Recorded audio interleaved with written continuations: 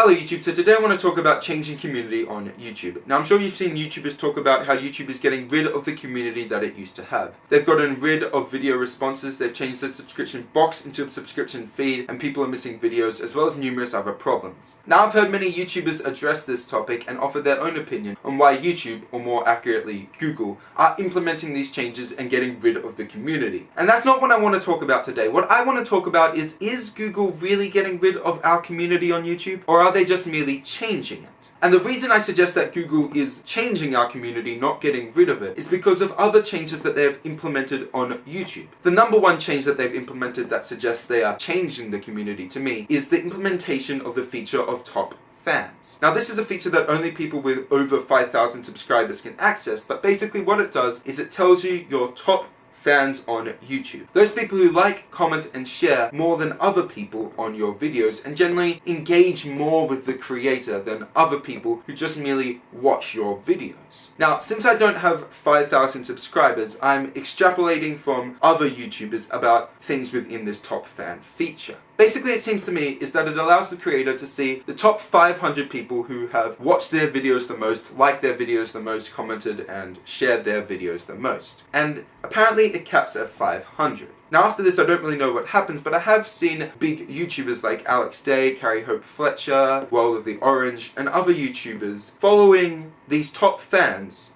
or circling these top fans, on Google+.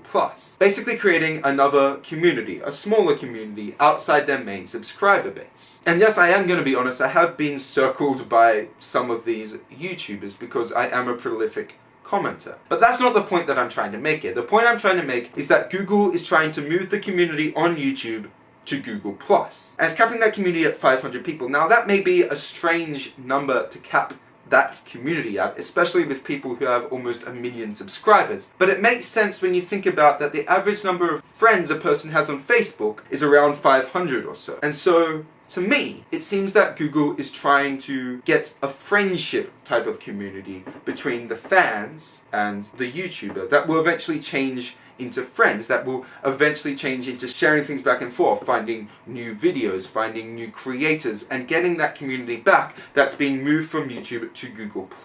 However, that community that's now in Google+ is much, much smaller than it is on YouTube. Now, is this a bad thing, or is this a good thing? Well, I don't really think it is a bad or good thing. I just think it's different, and I'm not really sure what Google+ is trying to push here. Are they trying to push more collaborations between a smaller group of people and the content creator? Or are they just trying to reward those people who comment, like, and share the video the most, in which case it's just going to turn into a competition of who can get to that top fan place. And I don't really think this works for those big communities on YouTube. I mean, just look at Nerdfighters, and yes, I'm using Nerdfighters as an example because it's just so prolific on the internet. John and Hank have created a community that do things together in such a massively large way that couldn't simply be done with only 500 people. I mean, look at the project for Awesome. Look at the amount of money they raised for Haiti relief. Look at all these things they've done in the past. That has been upwards of like 5,000, 10,000 people working together in a community, and you just can't get that with 500 people. Not because that's a bad community or anything, it's just smaller, so you're not getting as many ideas, you're not getting as much people supporting, and yes, you're not getting as much money. And I think this comes into effect when you think of Indiegogo or Kickstarter campaigns. Usually those projects are funded by a lot of people giving small amounts of money. And if a lot of people give smaller amounts of money, then you don't have to have a few people giving heaps of money, and it allows everybody to feel involved. And this is why I kind of prefer big communities. Yes, it can be hard to have your voice heard in big communities, and yes, it can be hard to have a one-on-one discussion with a YouTuber,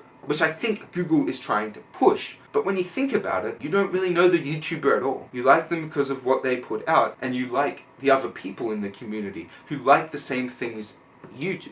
So where am I going with this? Well, I don't really know. I think it's too early to see how Google+ will turn out, and I'm not sure whether bigger, larger communities are better than smaller, more concentrated communities. I just think we need to continue the discussion as Google and YouTube presses more towards Google+ in the future, which I'm sure they're going to do. If you have any thoughts on this, please continue the discussion down in the comments. Have an awesome week. You'll see me next week, and don't forget to be awesome.